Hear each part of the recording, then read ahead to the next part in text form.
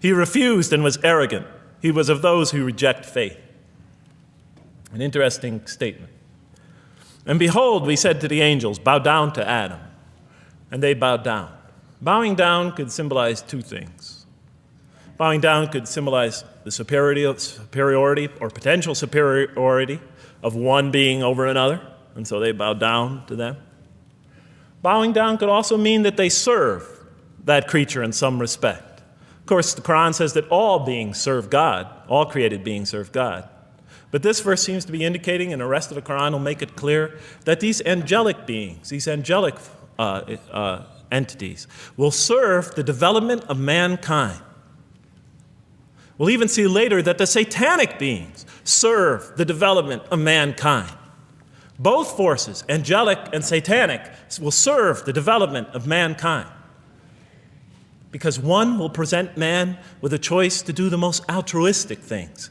The other will simultaneously try to influence man in the opposite direction. And so human beings will be moral creatures, and they'll have to make moral decisions. And it's in those moral decisions that they will grow spiritually and morally as human beings. And they'll take that into the next life.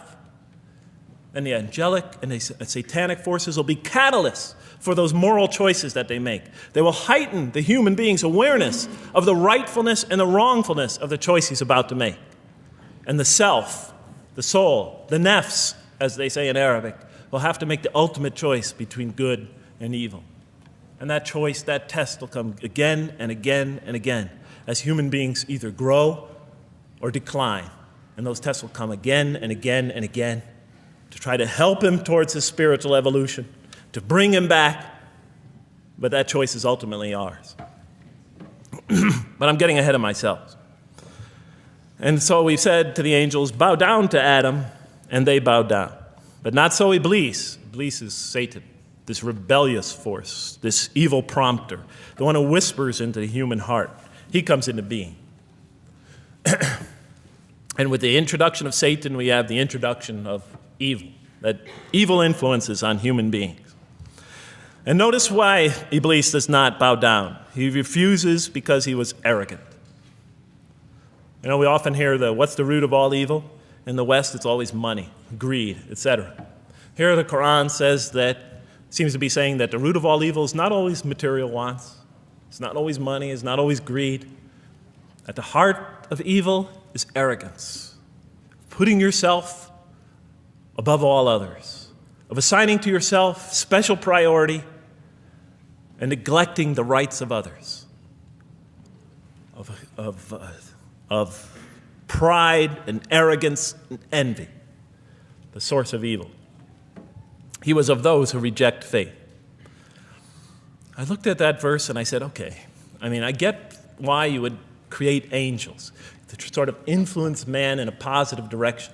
But why in this story now are you introducing Satan? What sort of role was Satan play? And then, of course, you just think about it for a minute and you say, yes. The story is telling us that on one hand, we have these magnanimous urgings come from one direction. On the other hand, we have these satanic urgings coming from another direction. In other words, the Quran is telling us that man is not only a learning creature, but he's a moral creature. He has understanding of right and wrong. And God infuses those, allows those influences to come to him. Man is not only an intelligent being, but a moral being. And so, the Quran is not all that difficult to understand. You just sort of read it, I found, and you just sort of follow your nose through it and see what it's saying. I'm sure as most of you in this audience know. Okay, so we see that man is not only a learning creature, but he is a moral being as well. There's another verse in the Quran that says, by the soul and that which whispers into it, or which breathes into it. It's morality, it's immorality, and it's God consciousness. Both of these we are under the influence of. And God allows us to be under the influence of this. He creates us to be exposed to both influences. And then the verse says, truly he is successful, who causes it to grow. Causes his soul, his self, his real self to grow. And truly he is lost who stunts it, who disallows, who destroys his personal growth. So mankind is not only an intellectual being, but a moral being. And we said in the next verse, O Adam, dwell you and your spouse in the garden, and eat freely thereof what you wish, and eat freely thereof what you wish. But come not near this tree, for then you will be among the wrongdoers. I looked at this verse, and I was, starting to wonder if the author was drifting back to the old story again. I was confused. And we said, O Adam, dwell you and your spouse in the garden, and eat freely thereof what you wish, but come not near this tree, for you will be among the wrongdoers. I thought it was drifting back to the old story. Man sins, man's punished for his sins with earthly life. Maybe the author is drifting, he had a good idea, and now he's drifting back to the sort of traditional story. Maybe he couldn't make his mind up what story he wanted. Except for a couple things about this verse, and this happened with almost every verse as I read through it, is that the whole tenor of the passage is sort of not what you would expect. I noticed that the Quran in this story has a tremendous penchant for understating things. Because it says, and said to Adam, dwell you and your spouse in the garden, and eat freely thereof what you wish, to Adam and his spouse. But come not near this tree, for you will be among the wrongdoers. I mean, there's no sense of God being threatened by the possibility of man eating from the tree. In this story, we don't see in this verse, we don't see that God is nervous at the prospect, that he's threatened by the prospect, that he's anxious about it. The tree that he picks, it seems like he's just picking out any tree. Nothing special about the tree. Go not near this tree, for you will be among the wrongdoers. Satan will later come to him and tell him it's a tree of eternal life, of a kingdom that never decays. Turns out to be a complete falsehood in his part. Nothing special about the tree. It's just a tree. God's not nervous at the prospect at all. In the tradition that I came from, God is threatened by the prospect. He has to put an angel with a fiery sword by to protect the tree so that mankind never goes next to it again. I'm not putting it down. I'm just pointing out the difference of the story. They're both beautifully told. But he has to guard the tree. Why? Because if they eat from it, they'll become gods like us. This man, he already has a rebellious nature. Can you imagine if he eats from this tree? No, can't let him get near that tree. But here, just, calmly says, but if you do, you'll be among the wrongdoers. God is not worried about himself. It's just warning man, making it clear that if you do this, you've committed a wrongful deed. Again, the whole tenor of all these verses that you read through it is God knows exactly what he's doing. Okay, next verse.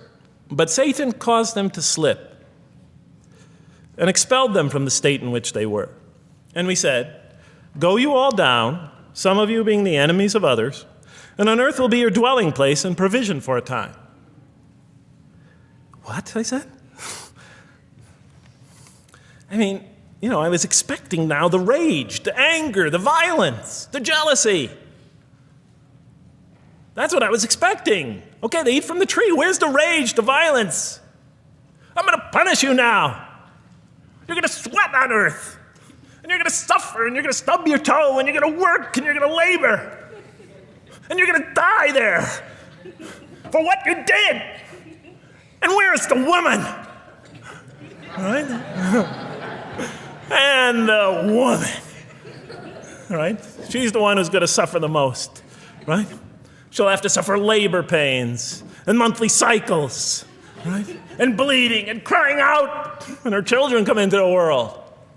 And she'll scream out. And worst of all, the greatest humiliation, the man will rule over her.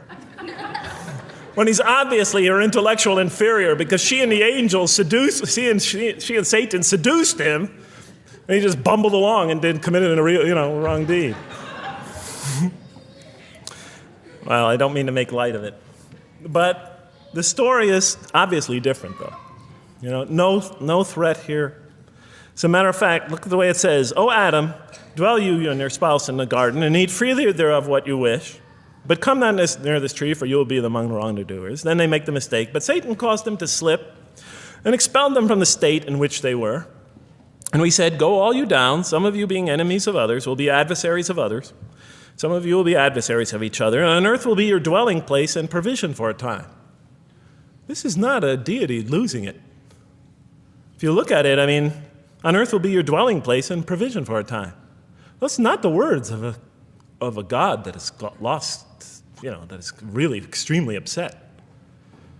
On earth will be your dwelling place and provision for a time. When I walked into the hotel today, and they said, and it's this nice one up here, I don't know the name, I can't remember the name of it, but it has a continental breakfast. And they said, your room will be room 111, and there's a continental breakfast in the morning. I didn't say, I didn't think they were mad at me.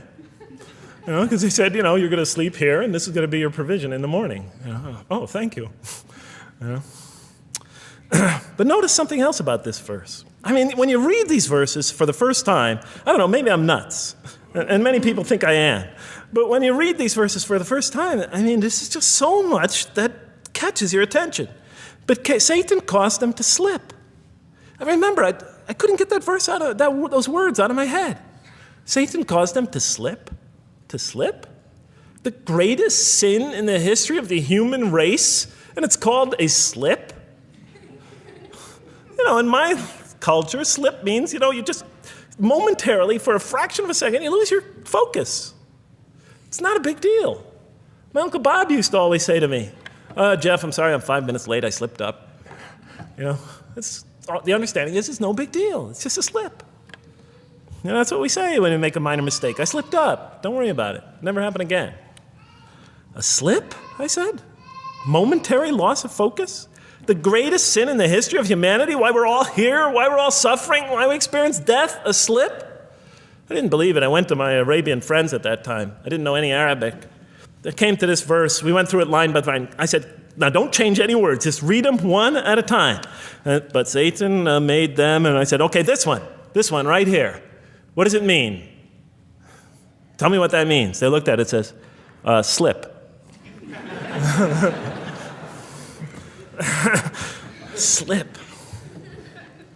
And expelled them from the state in which they were.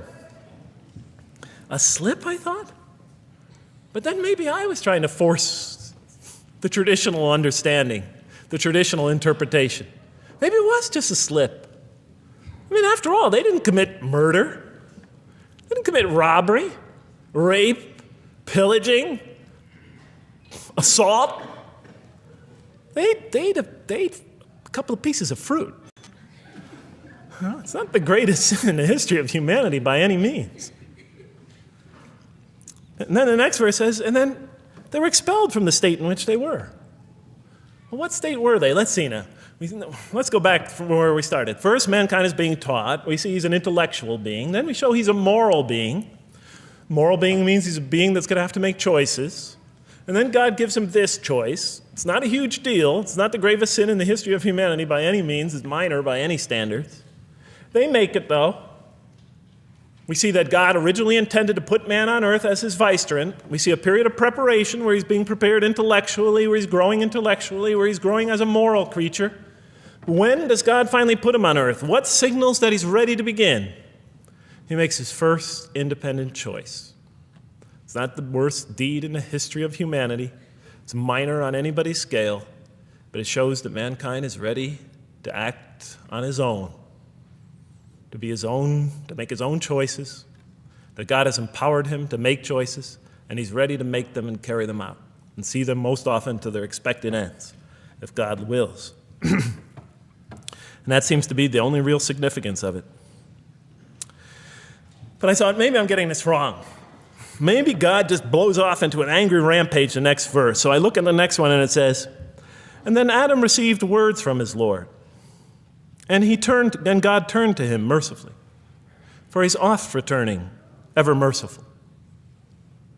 Well, if I had any doubts up till now that God is not enraged by what this has happened, that God hasn't prepared mankind for this choice, for what was eventually going to happen, that all this was preparation for mankind to begin his earthly sojourn in this famous allegory.